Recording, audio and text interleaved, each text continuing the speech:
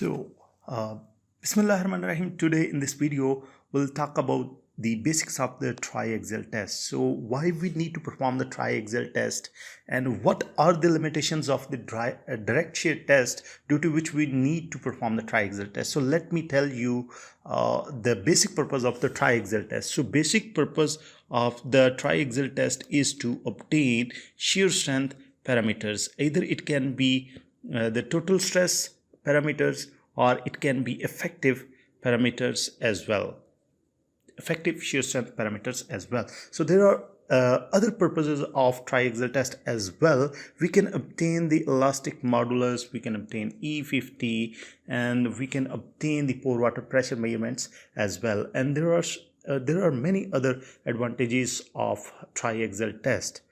So now let's discuss what are the limitations of direct shear test due to which we need to perform triaxial test. So what are the limitations of direct shear test? So first limitation is the predetermined failure plane. Predetermined failure plane. It means we already know that the sample of this shape will fail in this manner.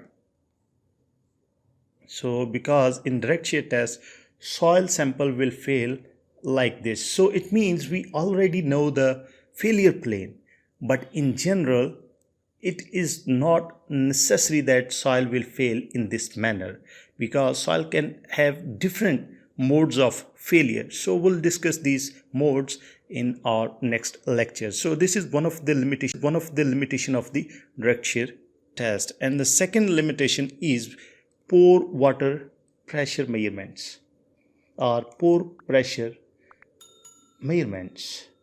We cannot obtain pore water pressure measurements from direct shear test, but we can obtain pore water pressure measurements in triaxial test. So we can compensate this limitation in triaxial test as well. So there are other limitations of direct shear test as well. We cannot simulate the exact field conditions. We cannot simulate the exact field conditions in direct shear test, but we can somehow simulate the field conditions in triaxial test.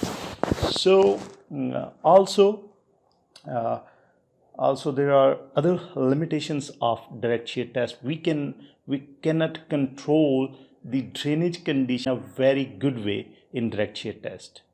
So these are some of the limitations due to which we need to perform the triaxial test. There are other limitations of direct shear as well, but we have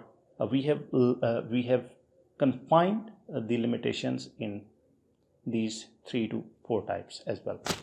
So now let's discuss what is triaxial test and how it compensates the limitations of direct shear test.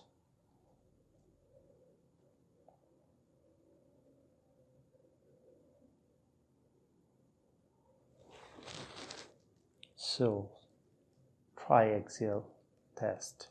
So in triaxial test, first limitation is limitation of the direct shear test is we know the predetermined failure planes, but in triaxial test we can apply the stress in all the directions. So the failure plane is not predetermined in this case. The second limitation of direct shear test is the pore water pressure measurements, but we can obtain the pore water pressure measurements. Third limitation is we can simulate the exact field condition. Somehow we can simulate the field conditions in a very good way in triaxial test as compared to direct shear test. For example, if this is ground level and I have obtained a soil sample from this height, this is let's say 10 feet. The sample is taken from 10 feet depth from the ground level, and the average unit weight of this soil is 18 kilonewton per meter cube. So what we will how we can simulate this condition is we'll obtain the stress acting on this sample at this level. So how we can calculate the stress? By gamma into h. So if someone asks to perform the triaxial test on a sample that is taken from 10 feet depth and the average unit weight of the soil is 18 kilonewton per meter cube, so it means we'll have to apply this confining stress. We have to apply this confining stress, this much confining stress on this soil sample, so we can somehow simulate the field condition in triaxial test. So this is